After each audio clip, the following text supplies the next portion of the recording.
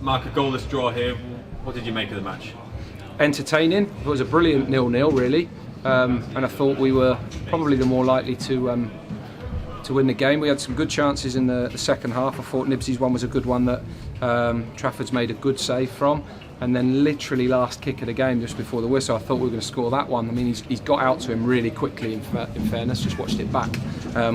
So it's probably a more difficult chance than it might have seemed at the time because the goalie's right on top of it. But I thought we played really well.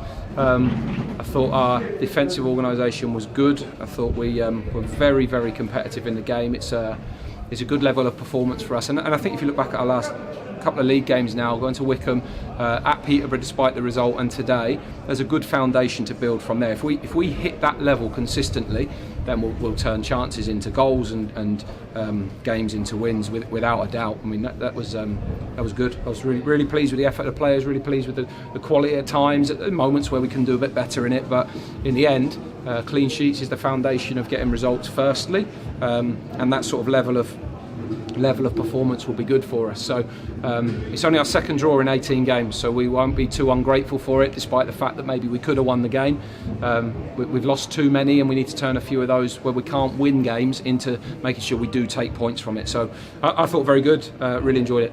Yeah, it was a stalemate, but there was certainly plenty of action, and lots of spice as well. I mean, right from the start it was a feisty affair with loads of bookings and just sort of a game which had that edge.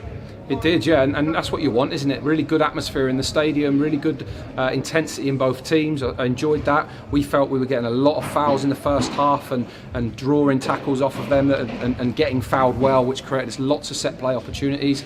Lewis Simper's delivery was outstanding today. You know, we're close to turning something into a chance or a goal there, but not quite yet. So really pleased with that. I thought it was a really sort of feisty affair. It was a proper game that got the atmosphere going as well. So I thought if you go away today, having watched a 0-0, I thought it was as entertaining as 0-0s can come. And actually it was quite an open game in both halves. There was a lot of penalty box action and could have been goals. We got lucky at one in the second half where they've headed one just wide, but in the main I thought we defended well. Yeah, and it felt like the team sort of back to playing their best and back to the team that we sort of all know and love here. When you compare it to after the Port Vale game, it feels like a totally different team. Yeah, absolutely. The turning point was Wycombe. We were outstanding at Wycombe. Everyone forgets that because of Curzon, the Curzon game where we're 0-0, and everyone forgets that the performance there and the performance at Peterborough were very, very good.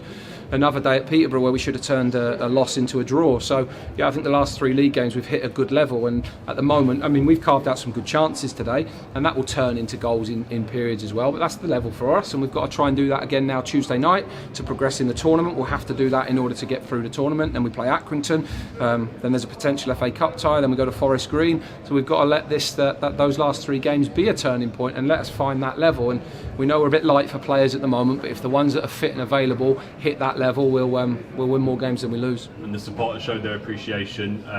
Best crowd of the season here as well.